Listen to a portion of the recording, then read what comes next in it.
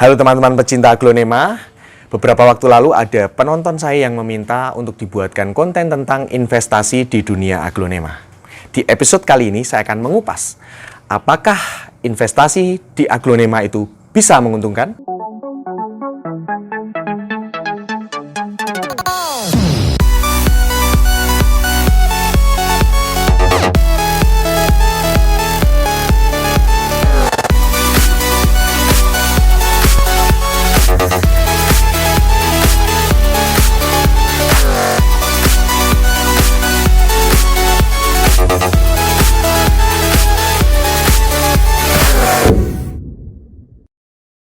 Sebelum kita membahas tentang investasi di dunia aglonema, tentu kita harus tahu ya, apa itu investasi? Investasi adalah kegiatan menanam modal atau dana dengan harapan mendapatkan keuntungan atau imbal hasil di masa depan. Aglonema sendiri dalam standar akuntansi masuk bagian aset biologis. Apa itu aset biologis? Aset biologis adalah aset yang hidup yang mengalami transformasi fisik alamiah. Seperti bisa mengalami tumbuh dari kecil menjadi besar, bisa beranak pinak, bahkan bisa mati. Contohnya hewan ternak, kemudian tanaman buah, tanaman hias, termasuk aglonema.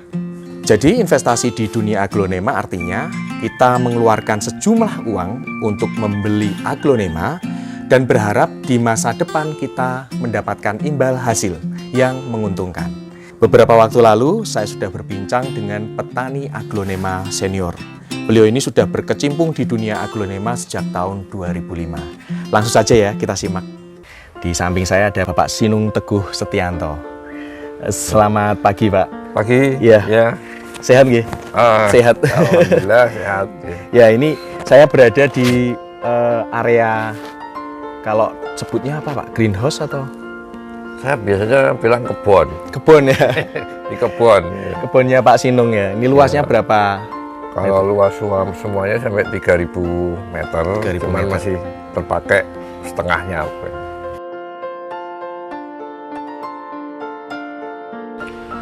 Awalnya 2005 dulu. 2005 ya? 2005 ya. 2005, dan kalau nggak salah dulu namanya Kristenan Flora sampai sekarang nggih? Iya, masih saya pakai itu Kristenan, gitu, Kristenan Flora. Di Trubus itu sering jadi narasumber ya, Pak ya? Oh ya, Pernah. Tahun berapa itu, Pak? Itu sekitar 2000 berapa ya, 2006 atau 2007 waktu 2007 itu. ya?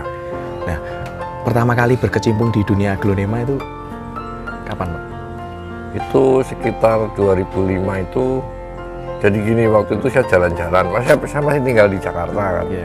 Jalan-jalan kalau di Jakarta kan setahun sekali itu ada pameran tanaman di lapangan Banteng. Nah, saya jalan-jalan situ sama anak istri sekitar 2005. 2005 ya? Begitu ngelihat tanaman ini aglonema, langsung ini senang. Tertarik ya? Tertarik. Kok tanaman ini daunnya itu bisa warna-warni. Warna-warni. Gitu. Nah, itu sudah sekali beli, udah kayak kena virus gitu. Pengen yang lain? Iya, pengen yang lain gitu. Jadi kalau belum lengkap ini misalnya yang merah, yang putih, orange segala macam, nah itu mesti beli lagi. Ya, resikonya istri suka ngomel-ngomel sih. Oh iya.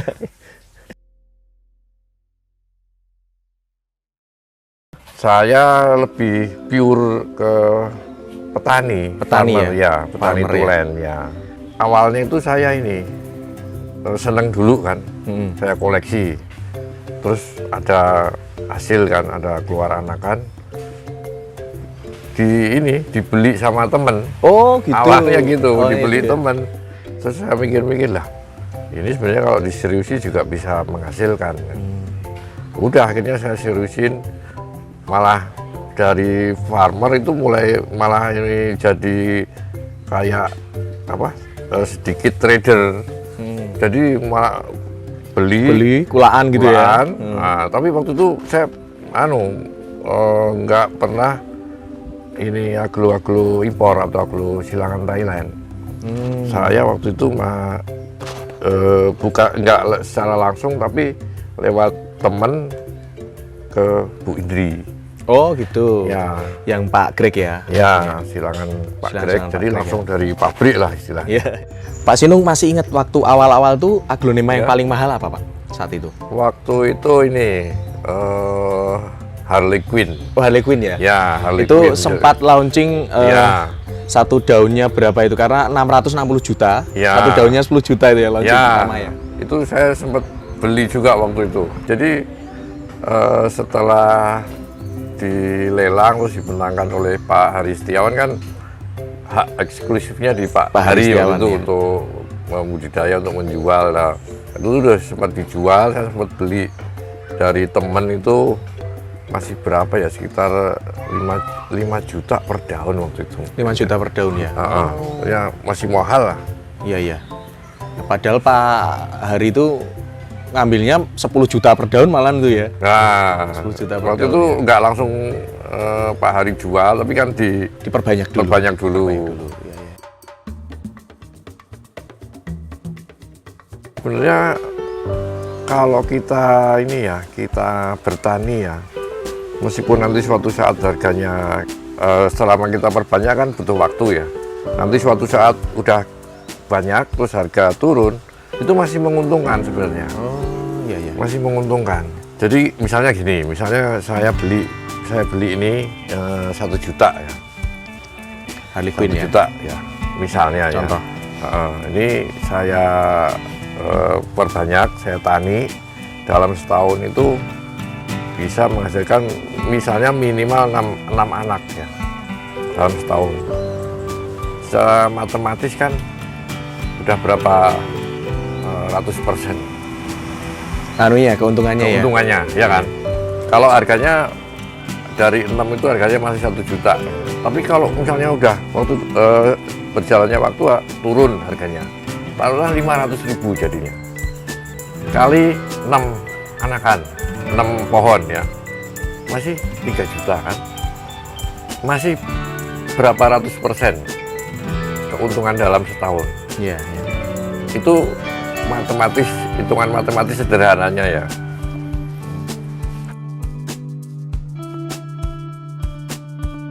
Sebenarnya gini ya, seperti yang saya contohkan tadi ya, Sama.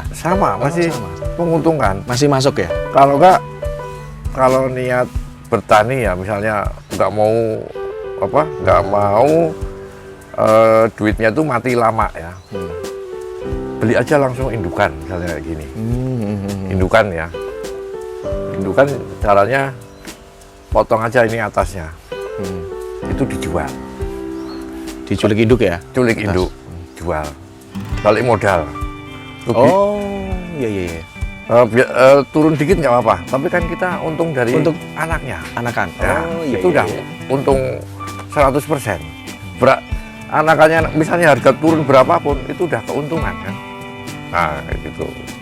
Itu duit, maksudnya duit muter cepat, nggak mati lama. Kalau kita beli dari kecil misalnya kayak gini, kita piara dulu, keluar anakannya butuh waktu kan. Nah mungkin kalau harganya turun, ya masih untung tapi nggak segede kalau kayak model yang tadi. Jadi lebih menguntungkan kalau beli indukan ya Pak? Iya, sebenarnya ya. Kalau untuk mau bertani ya? Iya. Meskipun kita harus mengeluarkan modal lebih banyak. Betul, karena harganya lebih mahal kalau indukan. Saya banyakkan yang kelas, lebih banyak yang kelas menengah. Menengah ya? Menengah, kalau yang kelas atas itu ya ada, termasuk lengkap juga, cuman nggak massal kayak ini kan istilahnya massal nih. Oh iya. Kayak Pink Sunset sama Harley Quinn, Legacy. Itu kenapa Pak? Ya itu Cepat lakunya atau banyak yang pertama saya pilih ini aglo kelas menengah, itu terjangkau semua kalangan. Terjangkau semua kalangan, dan saya pilih yang best seller. Maksudnya gampang terjual. Kayak Pink Sunset ini, itu ibu-ibu yang misalnya datang ke sini begitu ngeliat ini bisa langsung Seneng ya? Seneng. legasi itu aglo, istilahnya aglo lama, tapi sampai sekarang juga masih menarik. Iya, iya. Betul. Itu yang maksudnya best seller, dibanyakin nggak apa-apa. Nggak usah takut suatu saat harga turun atau nggak laku, nggak usah takut. Jadi aglonya itu gampang beranak, tahan penyakit, dan secara penampilan itu cantik gitu. Jadi gampang jualnya. Kalau saya, kenapa saya kayak pilih legasi ini? Karena ini istilahnya dari dulu itu aglo sejuta umat. Itu gampang beranak juga, bandel juga, tahan penyakit ya. Dari sisi harga gimana, Pak? Nah, harga itu sangat terjangkau. Harga sekitar 100 sampai 200 ribu. Nah, itu kan misalnya kalau ada ibu-ibu yang datang harganya segitu masih masuk ya? Masuk ya. Masuk ya. Ya. Berarti kalau Bapak sendiri lebih menyasar ke segmentasi konsumennya ibu-ibu ya? Ya. Ibu ya. Ya. Kenapa harga aglo ini murah, ini mahal? Sebenarnya yang menentukan harga aglo itu sebenarnya 25% itu faktor keindahan, ya, kecantikan. Nah, yang dominan 75% itu sebenarnya masalah supply and demand tadi. Ini misalnya saya jejerkan ini ya, Pink Sunset dengan aglo yang mahal, misalnya apa ya? Yang aglo langka, misalnya kayak Jatayu ya, atau GT 3000. Orang awam suruh milih, mesti milih Pink Sunset. Iya, iya. Kalau ngelihat kecantikannya aja. Iya. Tapi kalau masalah supply and demand tadi, kenapa harganya mahal ya? Karena langka itu. Langka dan kolektor-kolektor serius ya, Pak? Nah, konsumennya yang nanti suatu saat beli itu mesti kolektor hobiis yang istilahnya serius ya. Ya. Kalau saya ya menyasar ke menengah atas itu tadi, meskipun lebih banyak ke yang menengah gitu.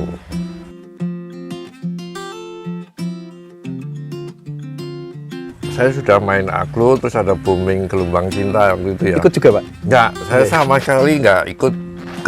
Kenapa? Pertama saya nggak tertarik dengan tanamannya sendiri. Dan saya ngelihat bisnis gelombang cinta waktu itu kayak ada permainan. Oh, jadi feelingnya gitu ya, Pak ya? Kalau orang main saham itu ada yang goreng lah, narikin ini dari pasar, sudah ditimbun, harga otomatis kan terkerek naik gitu kan. Begitu udah tinggi, udah lepas lagi. Nah itu permainan ya. Tapi kalau di aglo itu enggak. Orang seneng aglo itu memang karena tanamannya cantik. Oh iya iya. Karena tanamannya cantik.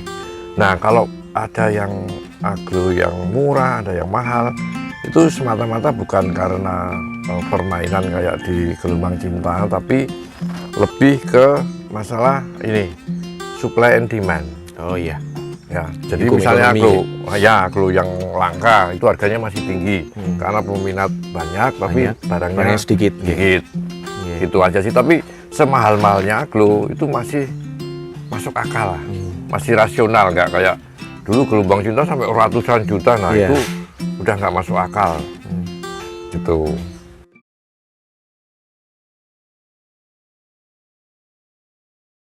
Kalau menurut saya itu ini ya masih inilah, permintaan dengan ketersediaan barang itu masih belum ini. Jadi permintaan tinggi tapi barangnya masih kurang. Menurut saya gitu. Dan Rinjani sendiri itu kan memang cantik ya.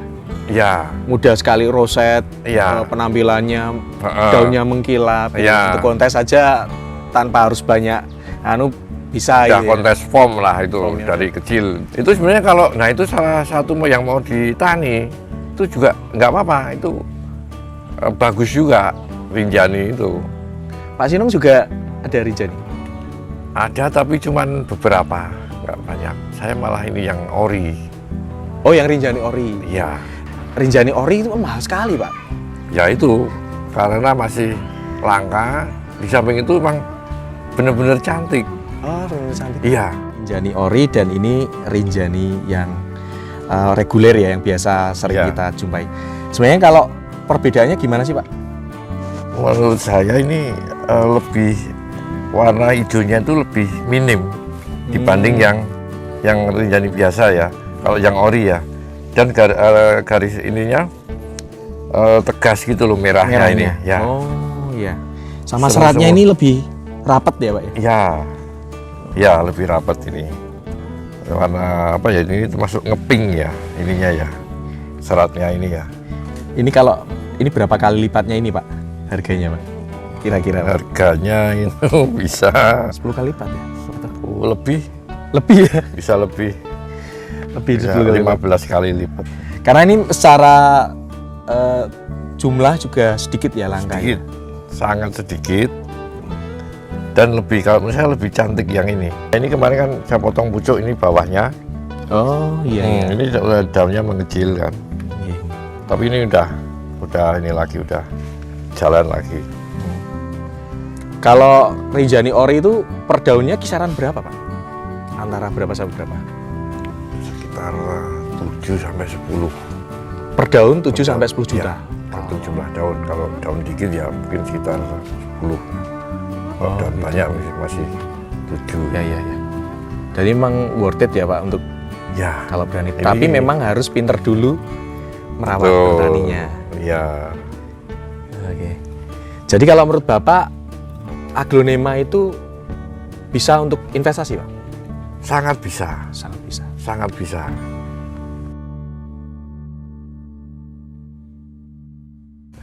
Dari saya main agro pertama kali dulu 2005 sampai sekarang itu kita masih ngimpor dari Thailand. Iya, iya. Itu artinya Artinya kita itu kurang pasokan terus. ya. Tapi saya dengar itu malah kita tuh sebenarnya juga ngekspor agro. Belum lama saya dapat kabar itu, kalau dulu sebelumnya kan ke negara Eropa, ini kayak ke Filipina, kita udah ekspor ke sana. Iya, yang terdekat Filipina ya. Ya, Ya. terutama malah yang kalau yang ini yang aglo-aglo silangannya Greg itu sebenarnya kan di luar negeri itu sebenarnya malah masih jarang, masih jarang. Pak Sinung takut nggak dengan teknologi kultur jaringan Pak? Dengan Enggak, Bapak ini kan enggak, Bapak bertani secara tradisional ya ini? Ya, Dengan cara yang manual biasa manual, ya Pak? ya konvensional lah. Nah, gimana itu? Enggak. Kultur jaringan itu memang benar, dia perbanyakan dengan jumlah massal gitu ya. Tapi mereka juga butuh waktu lama, ya. Butuh investasi besar. Jadi pemain besar aja yang ini. Ya contohnya kayak nggak cuman ini kan sebenarnya tanaman negara tropis kan, tapi di Cina sendiri ini udah diperbanyak. Dia kan bukan negara tropis. Nah, mereka ekspor ke Thailand, ke Indonesia. Tapi kan kita tetap ini masih kekurangan terus. Jadi nggak usah takut. Kalau misalnya mereka ngekspor ke Indonesia, kita juga bisa ngekspor ke negara lain juga. Kita punya jenis yang nggak banyak negara lain punya. Nah itu kelebihan kita itu di situ. Yang pertama senang dulu. Senang dulu ya Pak? Ya, senang dulu. Terus piara aglo yang harganya masih inilah, masih murah. Nanti bertahap. Terus yang harga menengah. Kalau udah benar-benar bisa, nah nanti yang mahal-mahal nggak apa-apa. Yang mahal-mahal. Kadang-kadang ya itu tadi kembali ke supply and demand itu. Kenapa harga aglo ini mahal? Itu karena dia susah beranak secara alami, nggak tahan penyakit, jadinya sering mati gitu kan. Jadi otomatis populasinya sedikit. Kalau yang murah kayak misalnya kayak Big Roy gitu kan, itu kan sebenarnya juga bagus kalau dibikin rumpun. Kenapa murah harganya? Tahan penyakit, gampang beranak, Ya. bandel, populasinya otomatis banyak. Banyak sekali ya Kalau populasi banyak otomatis harga turun. Ya? turun. Nah, gitu. Sama juga Dona Carmen gitu ya. Betul. Apalagi Dona Carmen itu lokal. Ya. Nah, kalau yang kelas-kelas yang mahal nih, misalnya apa ya? Asri. Nah, asri itu Asri, secara alami kan susah beranak. Kalau beranak sedikit. Iya. Nah, Ya. itu Saya kalau untuk pernah ngalamin tuh Pak. ya Udah muncul aja sulit. Nah, kalau untuk pemula jangan dulu. Jangan dulu ya Sri. Ya, yang gampang beranak ya kan contohnya Legasi, Harley Quinn, Hot Lady, Pink Sunset itu kan Madam Suroyo juga termasuk ya Pak? ya Udah itu gampang ya. beranak. Baik teman-teman, sangat jelas ya. Terima kasih Pak Sinung Ya. soal investasi jadi makin tercerahkan. Jadi teman-teman jangan khawatir.